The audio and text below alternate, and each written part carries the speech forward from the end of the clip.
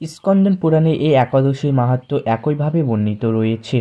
মহারাজা যুধিষ্ঠির শ্রীকৃষ্ণকে বললেন, হে বাসুদেব, ফাল্গুন মাসে কৃষ্ণপক্ষের একাদশীর মাহাত্ম্য অনুরোধ করে আমাকে বলুন। শ্রীকৃষ্ণ বলেছেন, হে যুধিষ্ঠির, এই একাদশী বিজয়া নামে পরিচিতি। এই একাদশী সম্পর্কে একসময় দেবর্ষি নারদ স্বয়ং সম্পূর্ণ ব্রহ্মাকে জিজ্ঞাসা করেছিলেন। তিনি এই প্রসঙ্গে যা বলেছিলেন তা আমি এখন তোমাদের বলছি। এই পবিত্র পাপ বিনাশকারী ব্রত মানুষকে জয় দান করে বলে বিজয়া একাদশী প্রসিদ্ধিত।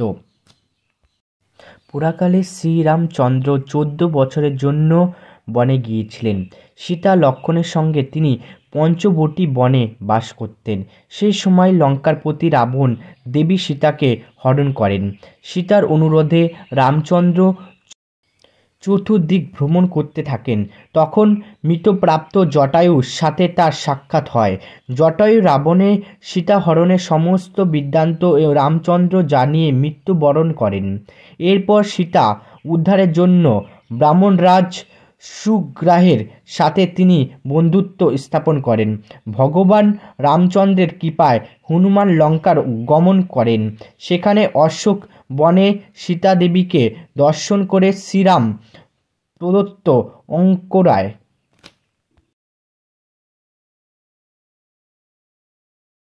সেই সমুদ্র দিকে তিনি লক্ষ্মণকে বললেন, হে লক্ষ্মণ, কিভাবে এই অগাধ সমুদ্র পার হওয়া যায় তার কোনো উপায় খুঁজে পাচ্ছি না।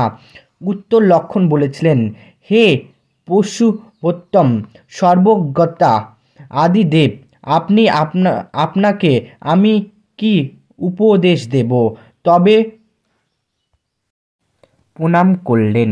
মুনিবর রামচন্দ্রকে পুষ্যা পুরুষ বলে জানতে পারলেন। আনন্দ ভরে জিজ্ঞাসা করলেন, হে রামচন্দ্র, কি কারণে আপনি আমার কাছে এসেছেন তা কৃপা করে বলুন।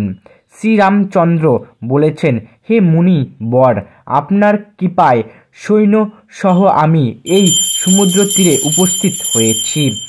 রাক্ষস রাজা লঙ্কা বিজয় করাই আমাদের প্রধান উদ্দেশ্য। যাতে এই ভয় লঙ্কার সমুদ্র উত্তীর্ণ করতে পারে তার উপায় জানবার জন্য আমরা আপনার কৃপা প্রার্থনা করি।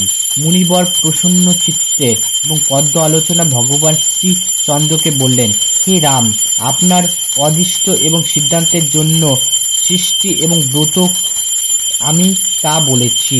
ফাল্গুন মাসের কৃষ্ণপক্ষে বিজয়া নামক একাদশী ব্রত পালনে আপনি নিশ্চয়ই সৈন্য বাহিনী সহ সমুদ্র পার করতে পারবেন। এই ব্রত বিধি শ্রবণ করুন। বিজয় লাভের জন্য দশমীর দিন সোনা, রূপা, তামা অথবা মাটির কলস সংগ্রহ করে তাতে জল ও আম পাতা দিয়ে সুগন্ধি চন্দন সাজিয়ে তার ওপর সোনা নারায়ণ মূর্তি স্থাপন করবেন। একাদশীর দিন যথাবিধি প্রাপ্ত স্নান করে কলসের গলায় মালা চন্দন পরিয়ে উপরিক্ত স্থানে নারকেল ও গুভা দিয়ে পূজা দিবেন। এরপর গন্ধ, পুষ্প, তুলসী, ধূপ, দীপ, নৈবেদ্য ইত্যাদি দিয়ে পরম ভক্তির সহকারে নারায়ণের পূজা করবেন।